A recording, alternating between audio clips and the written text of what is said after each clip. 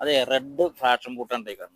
Red ഞങ്ങളെ ഈ പണ്ട് എന്തോ കക്കിളിയൊക്കെ തിന്ന് ഇവിടെ തൂറിയിട്ട് ഞങ്ങളുടെ ഒരു പാല നിൽപ്പുണ്ട്. ആ പാലയുടെ മുകളിൽ ഉണ്ടായി. ഞങ്ങൾ കണ്ടില്ല, പഴുത്ത് ചാടി തുടങ്ങിയപ്പോഴാണ് നോക്കിയപ്പോഴാണ് ഫ്രാഷൻ ബൂട്ടെന്ന് മനസ്സിലായത്. അത്രയ്ക്ക് മുകളിലാണ് ഹൈറ്റിലാണ് പാലേക്കണം. അപ്പോൾ അതിൻ്റെ ഈ മുകളിൽ നിന്ന് ചാടി വവ്വാലൊക്കെ തിന്നിട്ട് ചാടിയതാണ് കേട്ടോ. അതിൻ്റെ കുരു അവിടെ നിന്ന് മുളച്ചതാണ്. അപ്പോൾ 3 പീസിന് നമുക്ക് കിട്ടിയിട്ടുണ്ട്.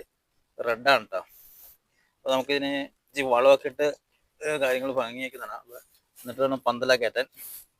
ഇവിടെ വെള്ള ഫ്രാഷൻ ബൂട്ട് ഉണ്ട് കേട്ടോ. അല്ല, വെള്ളയല്ല, മഞ്ഞ. അപ്പോൾ മഞ്ഞയ്ക്ക് നമ്മൾ വേറെ സ്ഥലത്ത് മഞ്ഞാട്ടുണ്ട്, അത് ഒരുപാടുണ്ടായിരുന്നു. അത് നമുക്ക് ഇത്തിരി കോംപ്ലക്സ് വളം മേടിച്ചിട്ടുണ്ട്, പയറിനൊക്കെ മേടിച്ചാണ്. ഇവനും ഇട്ട് കൊടുക്കാം. കടയുടെ ചേർത്തിട്ട് കിട്ടാം, അത് ഉണങ്ങിപ്പോവും. അതുകൊണ്ട് നീക്കിയിടാവുള്ളൂ. ഒരിക്കലും രാസവളങ്ങൾ മുട്ടിച്ചിടരുത്, ഏത് വളമായാലും മുട്ടിച്ചിടരുത്. അതിൻ്റെതായ തകരാറ് സംഭവിക്കും. ഇനി നമുക്ക് മണ്ണാട്ടോ, അങ്ങനെ കുറേ മണ്ണിട്ട് കൊടുക്കണം, അല്ലെങ്കിൽ വളം ആവിയായിട്ട് പോകാൻ സാധിക്കും. ഓക്കെ, ഇനി ഇത് നമുക്ക് കരിയിലിട്ട് മൂടാട്ടോ. അപ്പോൾ കരിയിലിടാണെങ്കിൽ എന്ന് വെച്ചാൽ ഈർപ്പം നിലനിൽക്കും. അപ്പോൾ ഈ സൂര്യപ്രകാശം അടിക്കുമ്പോൾ ഈർപ്പം മണ്ണിൽ നിന്ന് പോവില്ല. അപ്പോൾ ഇങ്ങനെ കരിയിലകളിട്ടാൽ മൂടാണെങ്കിൽ നമുക്ക് വെള്ളം കുറച്ച് ഒഴിച്ചാൽ മതി. അപ്പോൾ ഈ ഇലയമ്മ തട്ടുമ്പോൾ ഇതിൻ്റെ കടയിലുള്ള വെള്ളത്തിൻ്റെ അംശമൊന്നും പോവില്ല മണ്ണിൻ്റെ. അപ്പോൾ നിങ്ങൾ വീട്ടിൽ കരിയിലുണ്ടെങ്കിൽ ഇങ്ങനെ കരിയില അതിന് ചുറ്റിട്ട് കൊടുക്കുക. അപ്പോൾ സൂര്യൻ്റെ ചൂട് ഈ കരിയിലുമേ കൊണ്ട് മണ്ണിൻ്റെ ജലാംശം നഷ്ടപ്പെട്ടു പോകില്ല. അപ്പോൾ വളം പെട്ടെന്ന് വലിക്കുകയും, ഒരു വളം ഇട്ട് കഴിഞ്ഞിട്ടുണ്ടെങ്കിൽ 15 ദിവസം വരെ കഴിഞ്ഞാലാണ് അതായത് വേര് വലിക്കുള്ളൂ. പിറ്റേ ദിവസം തന്നെ ഒന്നും വലിക്കൊന്നുമില്ല. അപ്പോൾ ഒരു 15 ദിവസം പോലും കഴിഞ്ഞാൽ മാത്രമാണ് ഈ ചെടി ഈ വളത്തിനെ വലിച്ചെടുക്കുള്ളൂ. അപ്പോഴാണ് ചെടിയുടെ വളം വലിക്കുമ്പോൾ നമുക്ക് ചെടിയുടെ കാണാൻ പറ്റും, നല്ല പച്ചപ്പ് കാര്യങ്ങളൊക്കെ ആയിരിക്കും.